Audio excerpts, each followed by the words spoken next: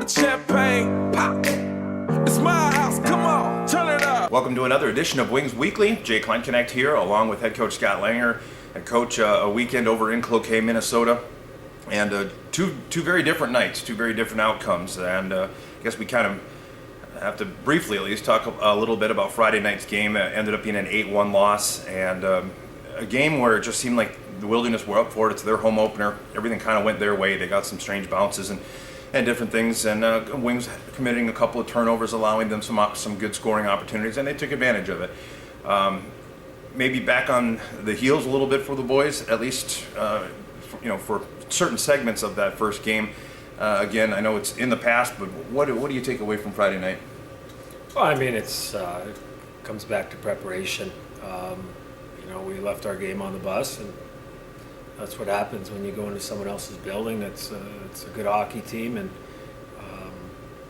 you're not prepared mentally, and there's 2 points on the line, and they deserved them that night. They came out, they were very prepared, and they played a good hockey game, and we just couldn't catch up from the drop of the puck. And the good thing is we showed that our guys are capable of responding, and they did the next night. Mm-hmm.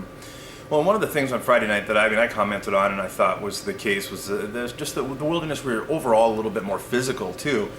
And Saturday night, as you mentioned, boys bounced back. That was key. We talked pregame how it is a little bit of a tale of the tape, if you will, or maybe it's a little bit about this team if they are able to bounce back, and they certainly did. They bounced back in a big way, I thought. And just really were much more physical, finishing checks and so on Saturday night. 0-0 through 1. Things started to open up a little in the second, and then in the third, your guys just really poured it on, and had some good chances dumping it in at the net. But again, the physicality had a big part of that, I felt like, too, and it almost seemed to wear the Wilderness down a little bit. When it got into the third, they were not looking forward to receiving the puck, or certainly weren't skating with it as confidently as they were on Friday night. And a breakdown a little bit of some of the goals. And we'll do that. We'll kind of talk about and give some credit to the guys that scored this weekend here in just a moment. But Coach, Saturday night, and I know you've mentioned that you don't want to pick apart a win because it's a good thing. Good things happened.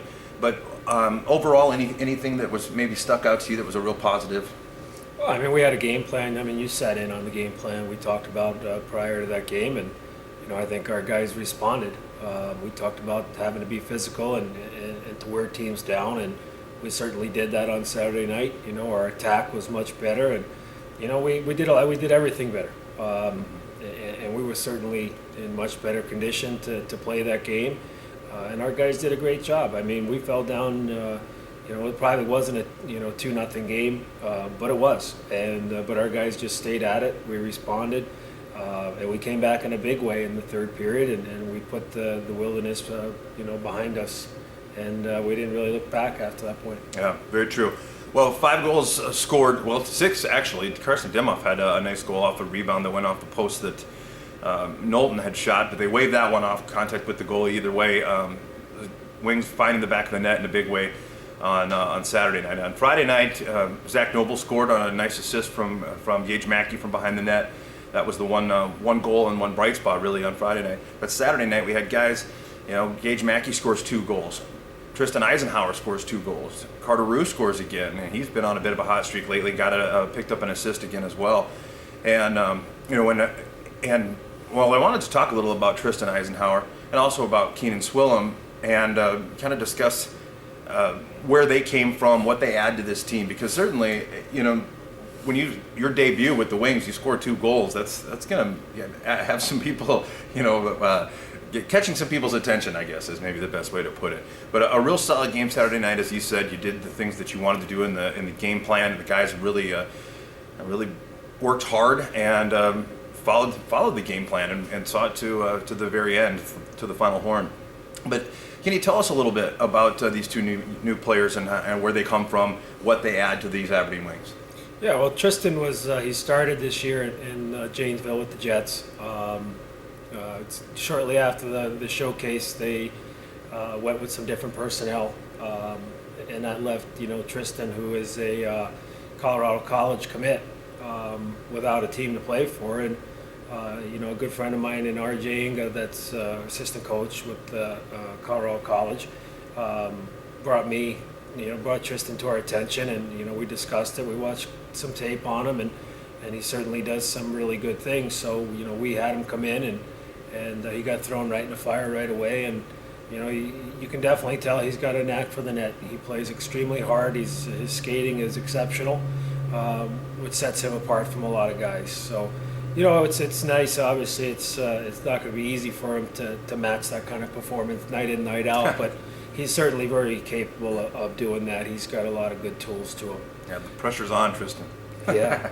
And then Keenan Spillum he's a veteran of the North American Hockey League, that's for sure. He's got over 100 games under his belt. I was able to play against Keenan, with my old team, and I knew him pretty well. And he was tough to play against. And every time my top line was on the ice, he was on the ice. So I knew that he brought that to the table. His ability to shut down opposition's top lines, and he does everything the right way. He's never going to be the guy on the score sheet every night, wowing everybody in that category. But if you really watch his game, he plays a pretty mistake-free game, and he does everything that we preach to a T. Yeah. Well, defenseman, a bit of a stay-at-home defenseman, kind of it sounds like. A lot of Wings fans may recognize his style. I thought he looked and played a little bit like Ryan Cook, who was with the Wings for the last couple of years. So nice attribute certainly for the Wings, and both of those players are going to add every little component. I guess makes a big difference, doesn't it, Coach?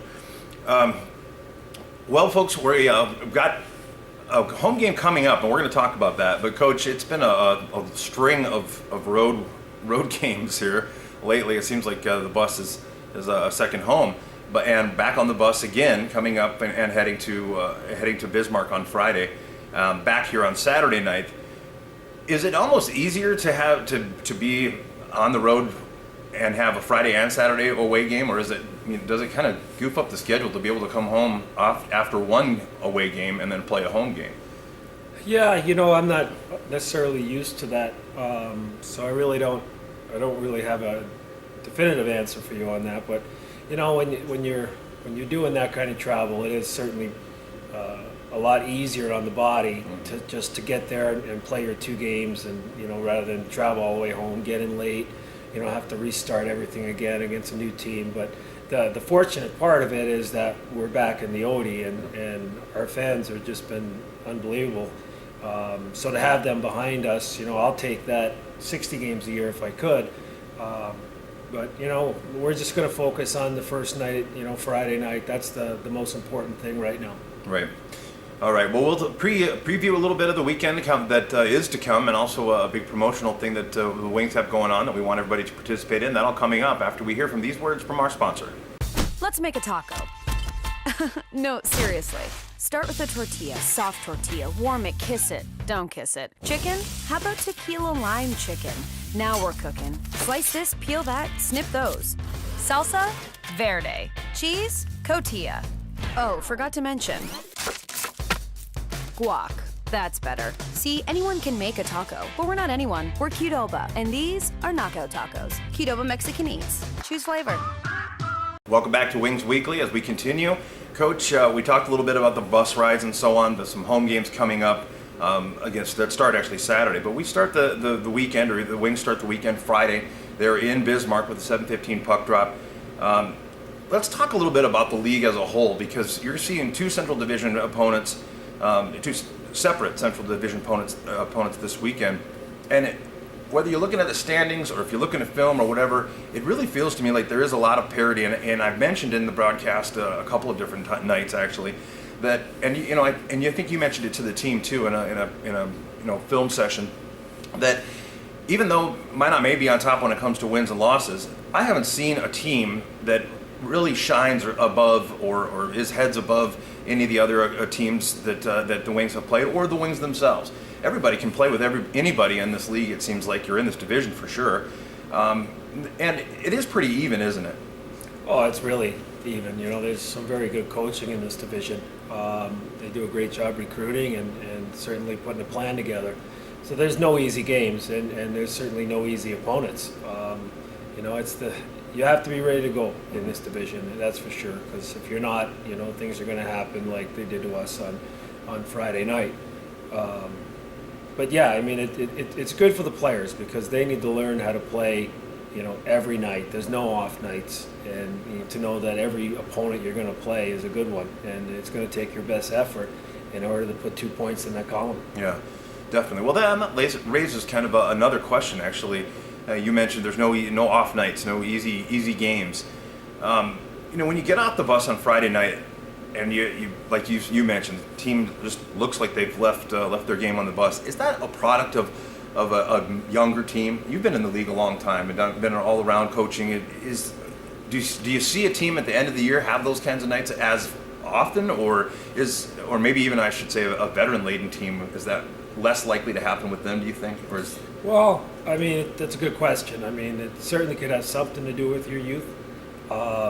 You know, it also has something to do with, you know, the way we travel and having to get used to, you know, traveling on a game day and being able to mentally be prepared. And, you know, it's not, I don't care what anybody says, it's not easy to get off the bus, you know, and coach right away. Yeah. So to speak, and you're having to have your players ready. So I think it's just a growing process, and our guys will, you know, certainly get used to having to do that, and they'll learn to prepare their bodies the right way, and you know, it'll help. I mean, it's not guaranteed success, but certainly you know, we have to continue to get better getting off the bus and playing. Sure.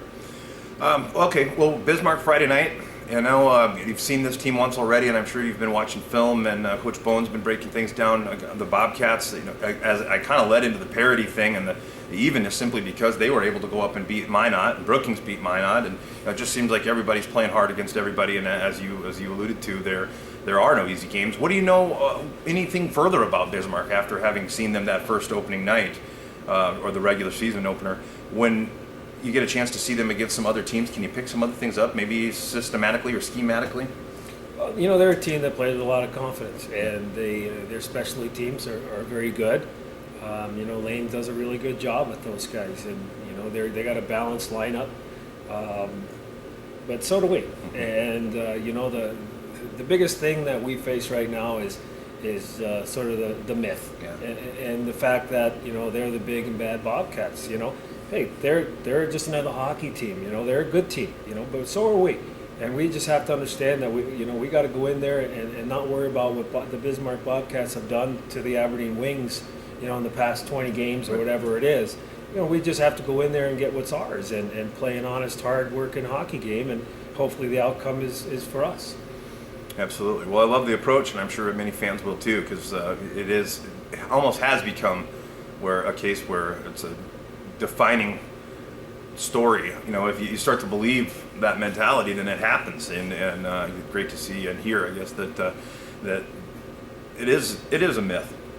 All right, well, then Minot Saturday night. Of course, we'll talk about that next week, but we do want you all to come out to the ODI Center, pack the stands, and watch these Aberdeen Wings take on the Minot Minotauros again. That one, a 7:15 puck drop as well. You can hear all the games on 94.1 The Rock and FastHockey.com.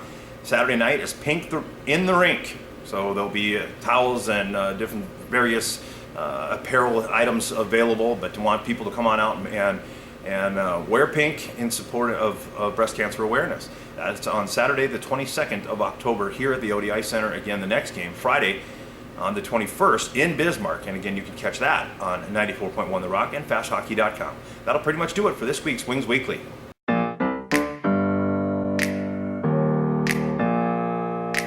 Open up the champagne, pop. It's my house, come on, turn it up. Hear a knock on the door and the night begins. 'Cause we done